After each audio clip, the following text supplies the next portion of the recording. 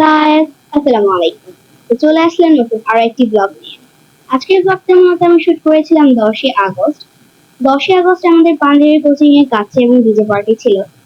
তো কাচ্চি এবং DJ party ছিল দুপুর 2টা থেকে। ক্লাবটা যেহেতু আমাদের বাসার পাশে, অর্থাৎ পাঞ্জাবি কোচিং নিজস্ব ক্লাব জেপি কনভেনশন হল, এটা হচ্ছে কাস্পিয়া গেটের দক্ষিণ পাশে। তো ব্লগ করার মতো মুড আমার ছিল না, বাট আম্মুর থেকে জোরাজুরি করে ফোনটা নিয়েছিলাম একটু শুট করবো বলে। যাই হোক, আমার একটা শর্ত ছিল যে 1 ঘন্টার মধ্যে ফোন দিয়ে আসতে হবে।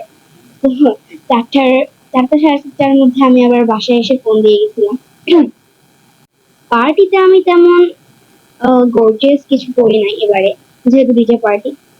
তো আমি 2টার দিকে বাসা থেকে বের হয়েছিলাম, অ্যান্ড দেন ক্লাবে যাওয়ার সাথে সাথে ভাইয়ারা আমাকে বলতেছিল যে খাওয়া দাওয়া সেরে ফেলার জন্য।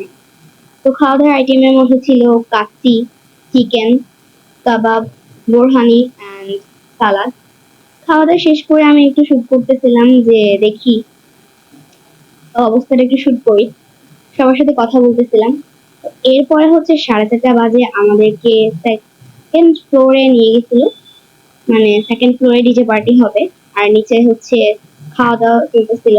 সেকেন্ড ফ্লোরে গিয়ে আমরা সবাই আসলে সারপ্রাইজ হয়ে গেছিলাম, কারণ পাঞ্জাবি কোচিং এর মালিক জুয়েল ভাইয়ার মেয়ের হচ্ছে বার্থডে ছিল, জুয়েল ভাইয়ার মেয়ে এলিসার। তো আমরা সারপ্রাইজ হয়ে গেছিলাম, আর এটাও আমি শুট করতেছিলাম। সুন্দর ছিল এমনি বার্থডে সেলিব্রেশনটা। তো বার্থডে সেলিব্রেশন শুট করতে করতে আমার বারবার চিন্তা করতেছিল যে কয়টা বাজতেছে, আমি বাসায় গিয়ে ফোন দিয়ে আসতে হবে, নাইলে আম্মু আমাকে আবার ধরবে। তো আমার ড্রেসের মধ্যে আমি ব্ল্যাক কালারের মধ্যে ড্রেসটা পরছিলাম, অত গর্জিয়াস কিছু পরি নাই। ব্ল্যাক বলতে আমার ড্রেসটা পুরোটাই ব্ল্যাক ছিল না, মানে মোটামুটি ব্ল্যাক অ্যান্ড অন্যান্য কালারের মিক্সিং ছিল। অন্যান্য কালার বলতে একটু গ্রিন কালারের হালকা মিক্সিং ছিল, অ্যান্ড আমার হাতে ব্রেসলেট ছিল, রিং ছিল, অ্যান্ড গলায় একটা লকেট ছিল। আর এখানে হচ্ছে আমি ব্ল্যাক কালারের হিল পরছিলাম, মোটামুটি এরকমই। আর চুলে হচ্ছে হালকা একটু ব্রেড করছিলাম, অ্যান্ড একটা বউ লাগাইছিলাম, জাস্ট এইটুকুই। আর ব্যাগ তো আমার সাথে একটা থাকি, যেহেতু ফোন নিচ্ছি, তো ব্যাগ তো মাস্ট বি থাকবেই।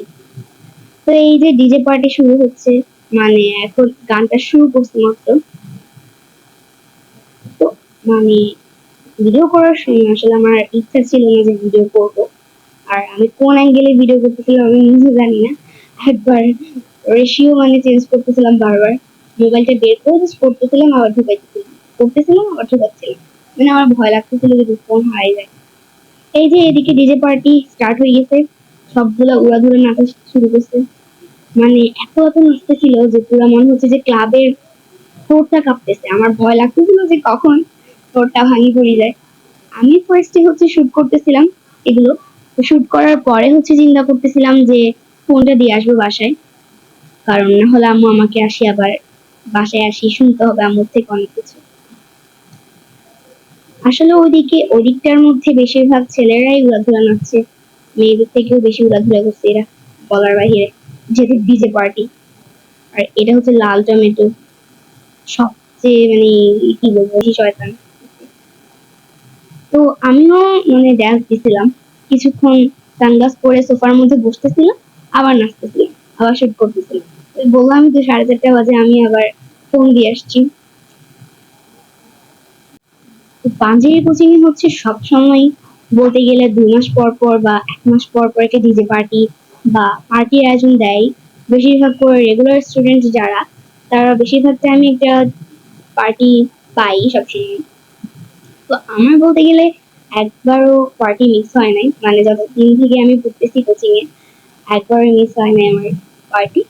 বাট ছবিও তুলতেছিলাম কতগুলো ফার্স্টে, বাট ছবিগুলো এতটা পরিমাণে বাজে হয়েছে। আমার তো এখানে শেষ করছি, টাটা।